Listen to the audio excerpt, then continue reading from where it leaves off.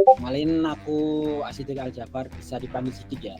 Nah ini aku kerja sebagai UI designer di salah satu company di Malaysia. Company itu fokusnya itu di bagian Islamic Education.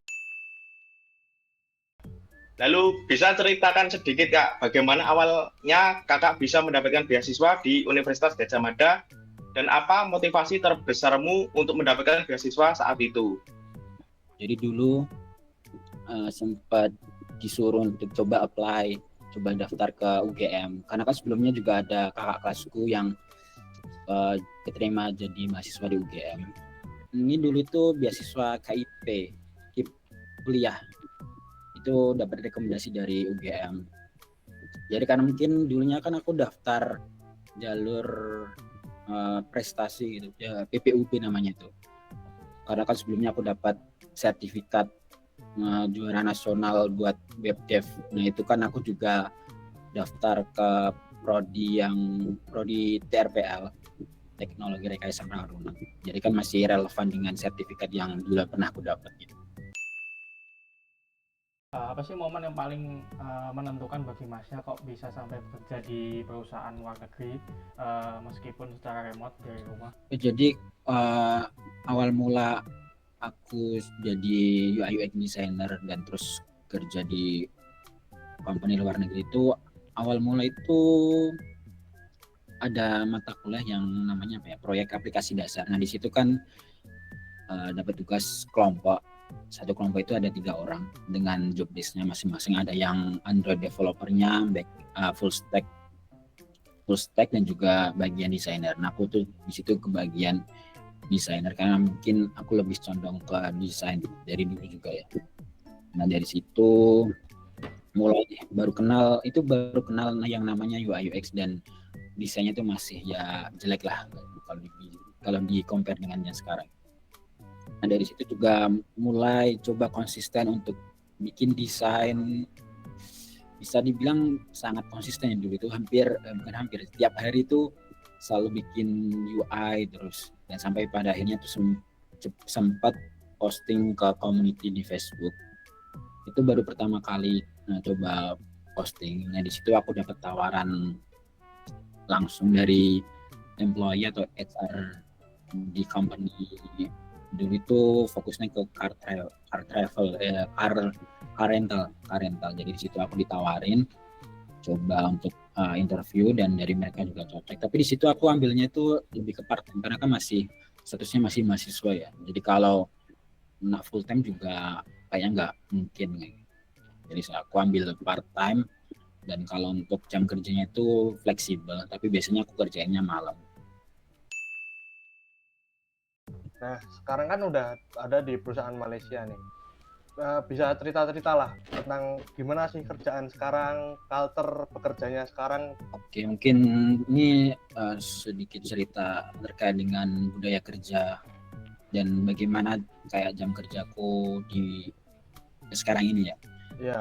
Karena lebih berapa tahun ya? Hampir 4 tahun aku kerja remote. Nah itu sebenarnya ada plus minusnya ya kalau kerja remote. Kalau plusnya kan memang bisa work life balance, tapi minusnya juga lebih ke bosen sebenarnya dan agak berkurang untuk networkingnya. Kalau keseharian aku biasanya namanya itu daily meeting, jadi bahas feature, next feature ataupun feature yang ongoing, in progress kayak gitu dengan stakeholdernya langsung.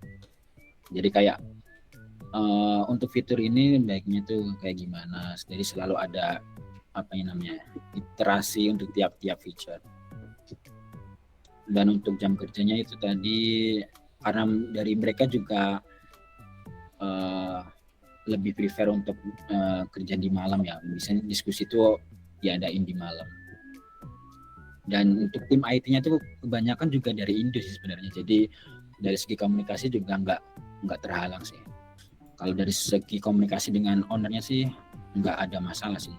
Biasanya mereka juga paham aku ngomong bahasa Indonesia, aku juga paham mereka ngomong Malaysia. Kan biasanya mereka juga campur English, jadi ya nggak ada apa itu semacam penghalangnya gitu, lancar-lancar aja. Kan Masnya sudah bekerja nih. Nah, dari segi finansial itu yang paling berasa apa Mas perubahannya setelah Masnya bekerja? Finansial ya. Iya. Jadi selama dapat beasiswa dan dapat proyek kerjaan part time remote ini ya. Kalau untuk remote sebenarnya itu baru mulai di tahun 2022 di semester 5 kayaknya. Nah sebelumnya kan itu aku udah dapat beasiswa dan selama 4 semester kan masih di rumah. Jadi tiap semesternya kan pastinya dapat yang namanya uang untuk biaya hidup. Karena kan masih hidupnya itu di rumah, jadi bisa dikonversikan buat sebagai dana tabungan gitu sih.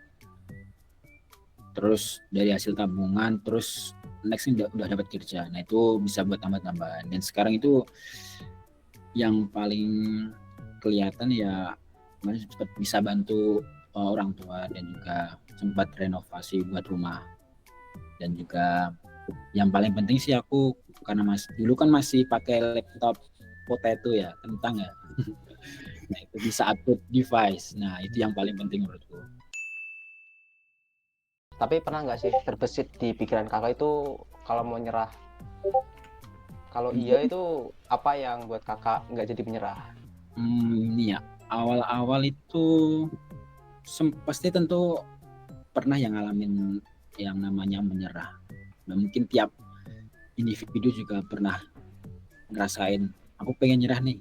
Kayak misal aja ini mungkin ini baru aja sih di fase aku skripsian.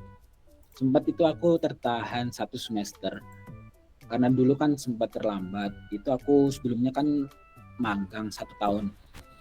Nah sedangkan temanku sudah nyiapin ini namanya nanti mau proyek kemana, dapat mitranya gimana. Nah itu dari situ aku belum nyiapin nih. Nah sempat bingung. Di awal kan juga aku belum dapat yang namanya dosping. Itu sempat pusing juga. Nah pas banget itu aku nge-WA salah satu dosping dan pas banget dia pas kosong gitu. Mahasiswa bimbingannya itu udah selesai sidang. Nah, aku dapat 1 jembatan. Tapi dari situ aku belum ini namanya mikirin mau proyek apa, mitranya itu siapa. Nah sempat ketahan 1 semester juga karena kerjaan juga sih. Sempat dulu itu hektik karena kan baru proses digitalisasi dan banyak fitur yang perlu didiskus. Nah itu sempat ketahan. Jadi baru ngerjain itu awal pertengahan tahun kemarin dengan kan targetku itu sebenarnya November wisuda. Tapi baru sempat ngerjain itu akhir Agustus kayaknya, akhir Agustus. Jadi dalam kurun waktu 3 bulan itu aku coba nyelesain. Awal-awal kan masih coba penelitian sana kemari. Terus selesai penelitian kan udah ngembangin bikin apps-nya. Ini sebenarnya masih ke desainnya ya. Sudah selesai. Nah ternyata pas hasilnya itu nggak sesuai ekspektasi aku dan juga dos bingo. Nah sempet dari itu kan aku udah coba ngulangin namanya pakai apa ya dulu lupa aku namanya. Itu nanti bisa ngecek hasil instrumen questionnaire itu apakah sesuai dengan apa yang kamu mau dari hasil penelitiannya. Nah, itu aku banyak yang minus gitu dan dicoba beberapa kali nilai itu masih sama. Nah dari situ aku sempat pikir gimana ini, apa aku mikirnya ini terus bikin new project, bikin judul baru dan seperti pikiran itu. Tapi alhamdulillahnya itu dospingku kepikiran untuk aku manuver hasil penelitiannya ke apa dan gimana metodenya. Nah kayaknya aku nyelesain itu manuver hasil penelitian aku 3 minggu ya. 3 minggu itu ya alhamdulillahnya kan lebih gampang ya untuk cari hasilnya dan dengan metode yang berbeda. Tapi ketemu apa yang aku ingin sama dospingku. Ya, alhamdulillahnya bisa sidang di akhir Oktober walaupun nggak cukup waktunya buat yudisium. Ya, alhamdulillah. Kami kelompok 3 dengan saya sendiri Rasi Ibnu Asri, nomor induk mahasiswa 22114710. Dan saya Rianda Azizi dengan NIM 22114680. Dan saya Haidar Wildan Jaki dengan NIM 22114689. Saya Yohanes Idunata dengan NIM 22114708. Saya Arfi Rizky Fadilah dengan NIM 22114693. Kami semuanya pamit undur diri. Terima kasih kepada narasumber yang sudah memberikan ilmu-ilmunya. Semoga bermanfaat untuk kedepannya. Terima kasih. Sampai jumpa di wawancara selanjutnya. Dadah. Assalamualaikum warahmatullahi wabarakatuh. Waalaikumsalam. Waalaikumsalam. Waalaikumsalam warahmatullahi wabarakatuh.